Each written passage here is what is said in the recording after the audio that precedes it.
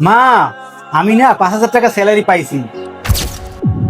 এই টাকা দিয়া তুমি কিছু বাজার সদার করো, আর বাকি টাকা দিয়া তুমি ওষুধ কিনো। আর মা, আমি বাইচে আছি না, আমি বাইচে থাকতে তোমার কিচ্ছু দিয়ে দিব না। হ্যাঁ মা, আমি ভালো আছি, আমি অনেক ভালো আছি মা। আচ্ছা, আমার কোন স্টাফের বেতন হইতো 5,000 টাকা না, আর সিকিউরিটি গার্ডের বেতন হইলো 15,000 টাকা। তাহলে 5,000 টাকা পাইলো কিভাবে? স্যার আমি তো কিছু বলতে পারি না, সায়েন্স স্যার বলতে পারে, উনি বেতন দেয়।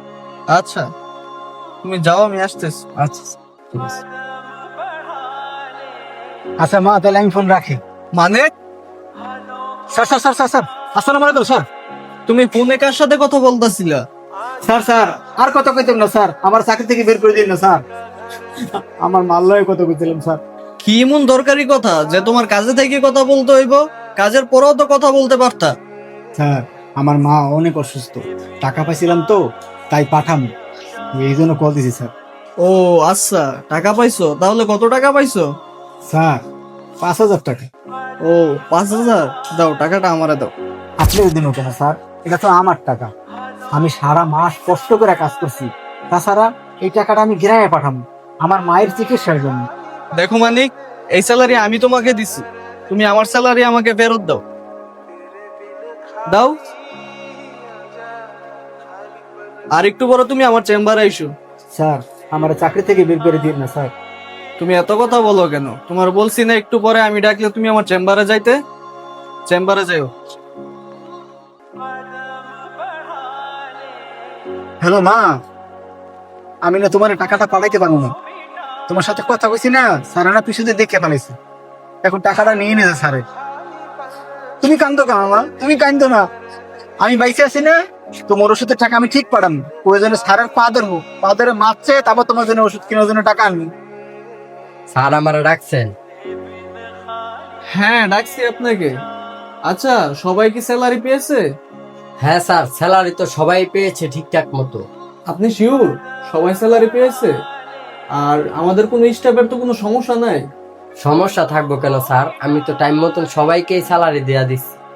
আর আমার জানা মতো তো কারো সমস্যা হওয়ার কথা না। কিন্তু আমি তো জানি আমার এক স্টাফের স্যালারি পাই নাই, আর ওনার অনেক প্রবলেমও আছে। আমি এক কাজ করি, ওনারে জিজ্ঞেস করি।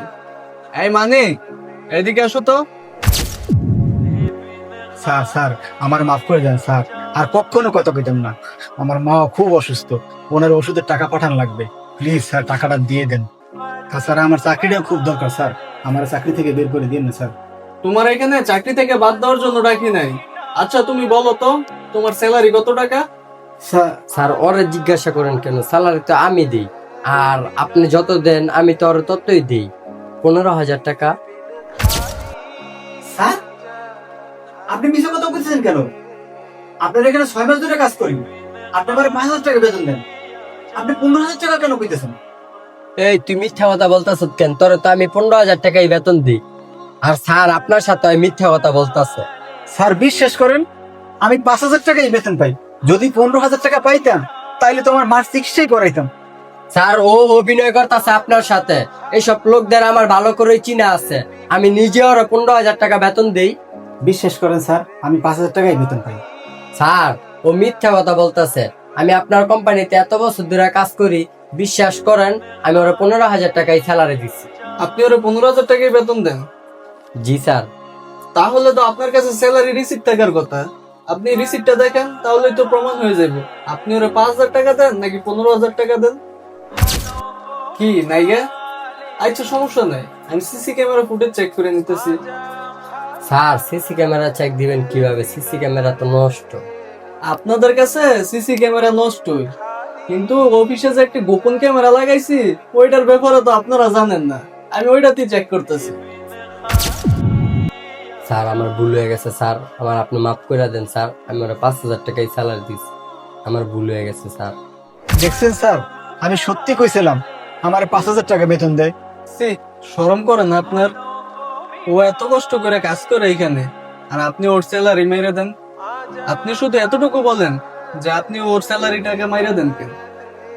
স্যার কিছুদিন আগে আমি ব্যাংক থেকে অনেকগুলা টাকার লোন নিয়েছিলাম, আর আমার স্যালারির টাকা দিয়ে ওই লোন পরিশোধ করা যাচ্ছিল না। তাই আমি চিন্তা করলাম যে ওর টাকা দিয়ে আমার লোনটা একটু পরিশোধ করি। ও তো আর কখনো কিছু বলতে পারবো না আমাকে। স্যার, ওই টাকাটা দেওয়া আমার খুব জরুরি ছিল, আর না হলে ওরা আমার বাসায় এসে পড়তো। Sorry sir. বাহ স্যার বাহ, আপনি আমার টাকা দিয়ে আপনি আপনার লোন পরিশোধ করেন, আর এদিকে আমার মা অসুস্থ হয়ে বাসায় কাতরাইতেছে, তারা চিকিৎসা করাইতে পারতেছে না। স্যার, আপনার জন্য আমি কি না করছি কম, যখন ডাক দিয়েছেন তখন আইছি, ঘর মোছা, ঘর ঝাড়ু দেওয়া, আপনি যা কইছেন তাই করছি। আপনি আমার লগে এত বড় বেইমানি করলেন, এই গরিবী বেটা লাথি মারলেন, আপনি তো আল্লাহ ক্ষমা করবে না। সি, আপনার লজ্জা করে না? ওর টাকা দিয়ে আপনি আপনার লোন পরিশোধ করেন, আর ওর মা যে অসুস্থ ওইটা আপনি যাইন না ওর টাকা মাইরা দিলেন। সি, ও একজন সিকিউরিটি গার্ড, এত কষ্ট করে ইনকাম করে, আর আপনি ওর টাকাটা মাইরা দেন। কাজটা আপনি মোটাও ঠিক করলেন না। Sorry sir. সরি বইলে লাভ নাই। আপনার আমি 1 মাস সময় দিলাম, 1 মাসের মধ্যে ওর যত টাকা নিছেন সবগুলো টাকা ওরে ফিরিয়ে দিবেন, আর না হলে খুব খারাপ হয়ে যাবে। স্যার, 1 মাসের ভিতরে আমি এত টাকা কিভাবে দিব স্যার? আমি এত কিছু বুঝি না, আপনাকে 1 মাস সময় দেওয়া হয়েছে, এই 1 মাসের মধ্যে ওর স্যালারি ওরে বুঝাই দিবেন। ঠিক আছে স্যার। আপনি কোম্পানির সাথে অন্যায় করছেন, এজন্য আপনাকে আর কোম্পানিতে রাখা হবে না, আর আপনি কালকে থেকে এই চাকরিতে আর আসতে হবে না, আপনি যেতে পারেন। স্যার, আপনি আমার চাকরি থেকে বার করে দিলে আমি ওর টাকা দিব কিভাবে? আমি জানি না ওনার টাকাটা আপনি কিভাবে দিবেন, কিন্তু আপনি যেভাবে ওনার টাকা নিছেন সেভাবেই যাতে উনি ওনার টাকাটা পায়। স্যার, আপনি এখন যেতে পারেন। তুমি কোনো চিন্তা করো না, তোমার টাকা তুমি পেয়ে যাইবা। আর এই টাকাটি তুমি রাখো, এটা দিয়ে তোমার মার চিকিৎসা করো। তুমি এক কাজ করো, তুমি আজকেই গ্রামে চলে যাও, তোমার মার চিকিৎসার পরে তুমি আবার চলে আইসো। শুক্রিয়া স্যার, আপনি আমার অনেক বড় উপকার করলেন। তাইলে আমি আসি স্যার, আমি ঠিক মতো শুনলাম স্যার। আসসালামু আলাইকুম।